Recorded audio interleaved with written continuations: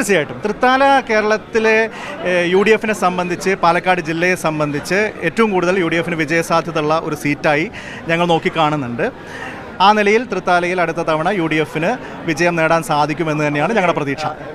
പറഞ്ഞ പോലെ തന്നെ ഭരണവിരുദ്ധ വികാരം ഏറ്റവും കൂടുതൽ അലയടിക്കാൻ പോകുന്ന ഒരു മണ്ഡലം തൃത്താലയാണെന്നാണ്. ആ ഒരു സാധ്യതയ്ക്ക് എന്തെങ്കിലും മങ്ങലേറ്റി തുടങ്ങുന്നുണ്ടെന്നുള്ള വിലയിരുത്തൽ പാർട്ടിക്കുള്ളിലുണ്ട്. അല്ല, ഞങ്ങളുടെ ഇക്കാര്യത്തിലുള്ള പൊതുവായിട്ടുള്ള നിലപാടാണ്. ഇന്ന് ബഹുമാനപ്പെട്ട KPC പ്രസിഡന്റും വളരെ കൃത്യമായിട്ട് അത് പറഞ്ഞു. കേരളത്തിലെ ജനങ്ങൾ നല്ലൊരു മാറ്റം ആഗ്രഹിക്കുന്നുണ്ട്, UDFൻ്റെ തിരിച്ചുവരവ് ആഗ്രഹിക്കുന്നുണ്ട്. അത്രത്തോളം പൊറുതിമുട്ടിയിരിക്കുകയാണ്.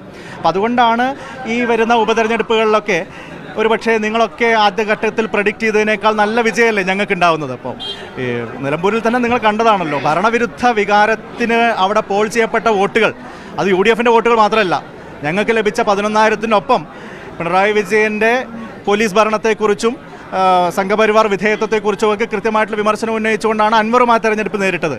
അപ്പോൾ ആ നിലയിൽ ആ ആശയത്തെ ഉൾക്കൊണ്ടുകൊണ്ട് ഏതാണ്ട് 30,000-ഓളം വോട്ടുകളാണ് ഭരണത്തിനെതിരായിട്ട് നിലമ്പൂരിൽ പോൾ ചെയ്യപ്പെട്ടത്. അപ്പോൾ ആ ഒരു വികാരം കേരളത്തിൽ എല്ലായിടത്തും ഉണ്ട്. അപ്പോൾ അതുകൊണ്ടാണ് ഞങ്ങൾ പറയുന്നത് തീർച്ചയായിട്ടും ഞങ്ങൾക്ക് നല്ല ഭൂരിപക്ഷത്തോടു കൂടി വിജയിച്ച് വരാൻ സാധിക്കും.